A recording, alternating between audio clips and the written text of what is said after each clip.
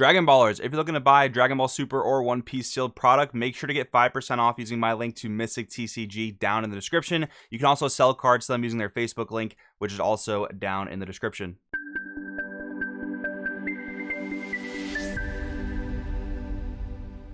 Yo, what's going on, Dragon Ballers? Welcome back to another video. Today we're going back over some more Zenkai Dash Pack support, which is coming out, I think, this week, actually, January 1st. So if you go and buy product at your locals or participate in tournaments, you should be getting your hands on these Zenkai Dash Packs as long as your store was able to get them. So yeah, we're going over the ones for the yellow Trunks deck today, the Trunks Vegeta deck, which is one of my favorite decks of all time. You guys know I love yellow, so I'm super invested in this stuff, and it looks pretty strong. I mean, so far, all the Zenkai Dash Pack stuff has looked strong, so with the hits to, you know, basically the big three, Crimson, Gogeta, and Sin coming off of the new year, this should help shake some things up a bit. I don't think anything really dethrones Gogeta, Sin, or Crimson, given the ban list and the new support, but I do think these decks get a lot more powerful and can possibly compete either on the same level or maybe kind of like right underneath in the rogue level. But anyways, we'll cover the cards in today's video. If you guys are new here, though, make sure to subscribe, hit that bell so you never miss a video. And if you guys want to help support the channel, there are tons of ways to do so down in the description. But I did just post a new Patreon article yesterday where I went over my new Sin and Gogeta list for the post-ban list format. If you guys want to check it out,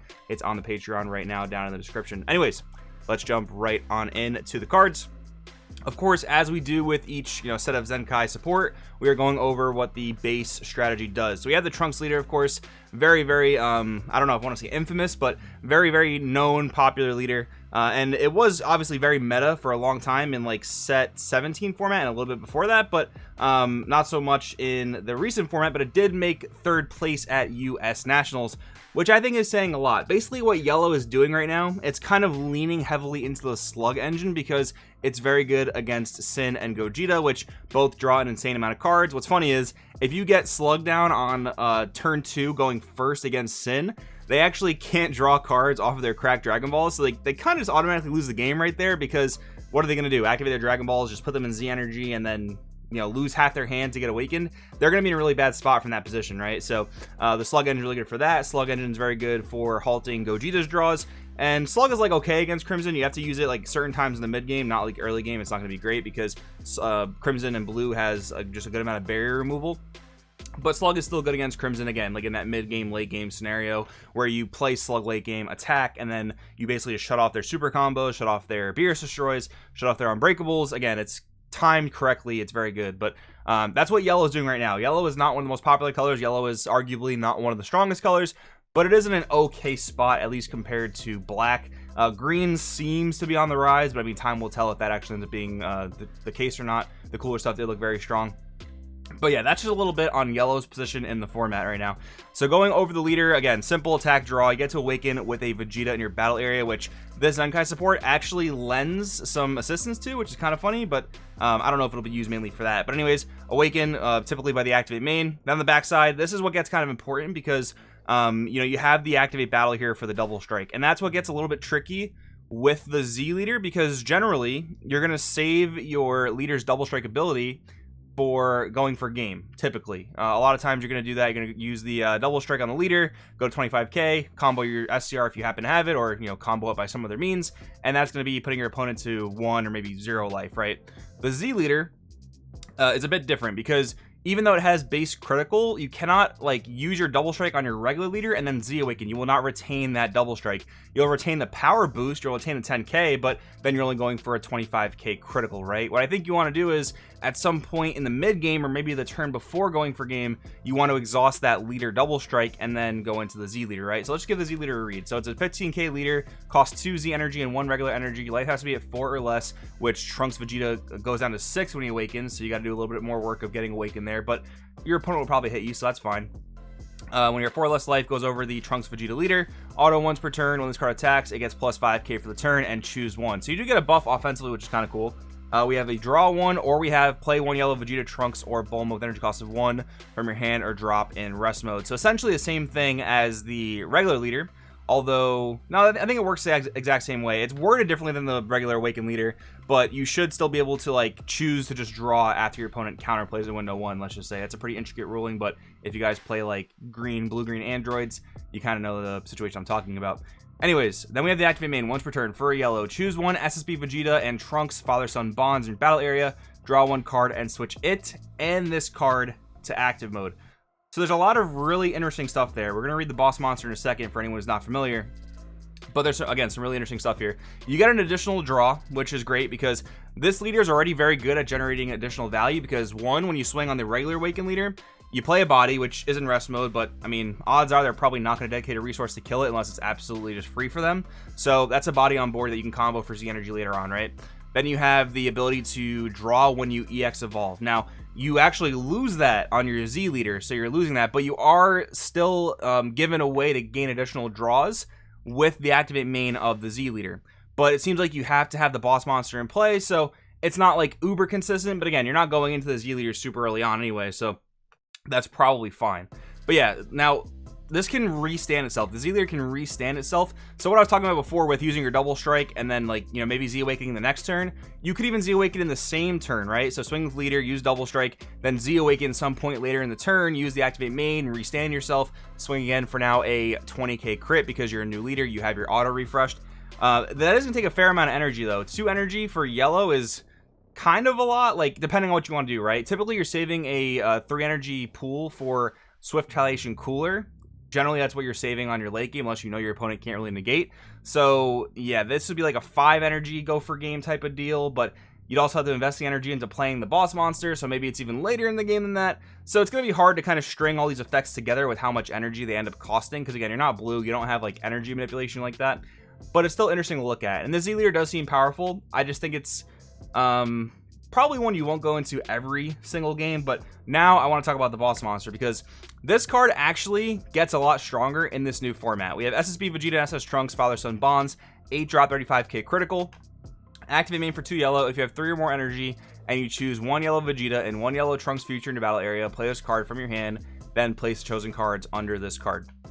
Activate main limit 1, place 2 cards from under this card in yours drop, draw 1, then choose 2 of your opponent's battle cards in rest mode and KO them. And this card gains triple strike for the battle. Notice for the battle area, that's very important because if you do restand this, you're not triple strike again. Now you're just 35k critical. So basically, in a perfect world, you're swinging with this card, using your Z leader to restand itself and this card, and then swinging for another 35 crit, or maybe you use the triple strike on the second attack, whatever order you want to do it in, right?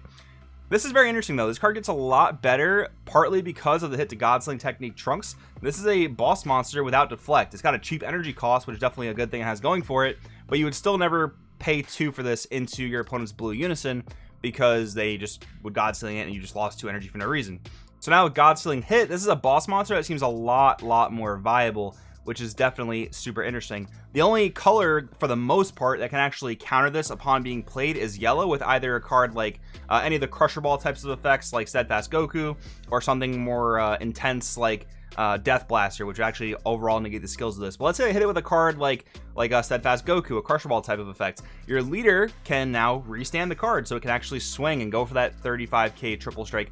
And that's actually really good, because, like, yeah, you don't get both swings on this card, but if you're able to pull out the Z leader and then restand it and swing again, you still have the ability to gain triple strike. 135 triple strike crit, even though your opponent rest moded on play, that's still a lot of pressure coming in. Now, ideally, you'd want to do something about the blocker they just played, if they played Steadfast, or maybe they're playing Giant Ball. Who knows what yellow decks are going to play coming up soon, but those are all things you got to consider. But it is pretty cool that the Z leader offers you play around ability. That's not really a word, but the ability to play around these different counterplays that still answer this card. That is a really cool thing. But again, very niche situations. I do think though that this card warrants a 2-of spot in most Trunks Vegeta lists. I do think that's a fair thing. But the problem now is, like, Slug takes up so much of your deck, and while that's still a necessary combination of cards for the current metagame, it's going to be tough to fit this in your deck, but hopefully still possible. But anyways, we have some more cards to talk about. We have Goku and Vegeta Alliance of Rivals, 1 drop 4k barrier. If your leader's a yellow Trunks Future card, when this card's played, draw 1, activate main limit 1. If your leader is both a yellow Vegeta and Trunks Future card, and you discard this card from your hand, choose one of your opponent's battle cards or unisons with energy cost of 2 or less and switch it to rest mode. So his activate main, I think, is overall unimpressive, unless there's something I'm missing with it. But what's funny too is, like, you can't even use the activate main if you're on your Z leader, because that's only a Trunks, I'm pretty sure. But yeah, this is just like tap a 2 or less. Like, unison is cool, but there's not really a prominent 2-drop blocker unison, so that doesn't even seem super relevant. So I think it's mostly just the fact that it counts as a Goku as well, which is maybe useful for some random stuff, and you can't even play it in Rainbow Vegito because your leader has to be Trunks Future. So anyways, moving along to the SSB Vegito, Fight for the Future, 5 drop 25k, double strike, EX evolve for 1 yellow. If you have 3 or more energy and you draw 1 card, yellow Goku Vegito with energy cost of 1. So it's a new EX evolve target for this deck, which leads to your Awakened side getting leader draws, which is overall pretty good. And this is the biggest statted one of the EX evolve targets at 25k double strike. So I do like that about the card. When this card's played using EX evolve, switch it to active mode per your standard for the stuff. When this card attacks, choose one of your opponent's battle cards or unisons, and it can't be switched to active mode until the end of their next charge phase. Again, that's like a whatever fine effect. It's kind of pseudo removal or kind of punishing blocker unisons in a sense, but I think the biggest thing about this card is just the 1 drop 25k attacker potential. That's good, but with this thing have a mediocre auto and the 1 drop also being kind of mediocre, I don't know if this is going to make it into most main decks, again, with how much room the slug engine is typically taking up right now. And a couple more things I want to talk about. You can't even fetch this off of Trunks father-son teamwork because this guy specifically calls for a Vegeta father-son teamwork, not a 1-cost Vegeta. So you can't even fish this out of the deck. So how many copies are you going to play? Granted, you can grab it with Bulma 1-drop. That is a possibility. But yeah, how many do you play to make the Vegito live for evolving when you can't fish this out of the deck with any other cards besides Bulma? What is cool about it is that you can evolve SSB Vegeta Future on the line on top of it. That is kind of neat. You can also use Alliance of the Rivals to awaken, as far as I understand, but it just doesn't seem like it's all that great. One, for the effects that both this and the Vegito offer, again, besides that 25k double strike body, and 2, I think there's just too much going on in the deck already. So what I think personally, this stuff is not going to see too much play. Another problem too is like, how many of this 1-drop do you play compared to how many Vegitos do you play? And if you're playing like 2 and 2 because that's all you can fit in your deck, that's not super reliable to like see in tandem to make that evolve play, right? So that's just kind of a problem. But yeah, I think the Z leader will obviously make it into most Trunks Z decks because the Z deck space in that color is not super tight anyway. This is the first set of Zenkai support though that I think is a little underwhelming. Not that Trunks Vegeta really needed it because that deck's already good. So overall, I don't think it's too big of a deal. But yeah, I'm not seeing it so much with this and the Vegito. But if you have a different opinion, let me know in the comments below. Thank you guys for watching. I'll see you in the next one.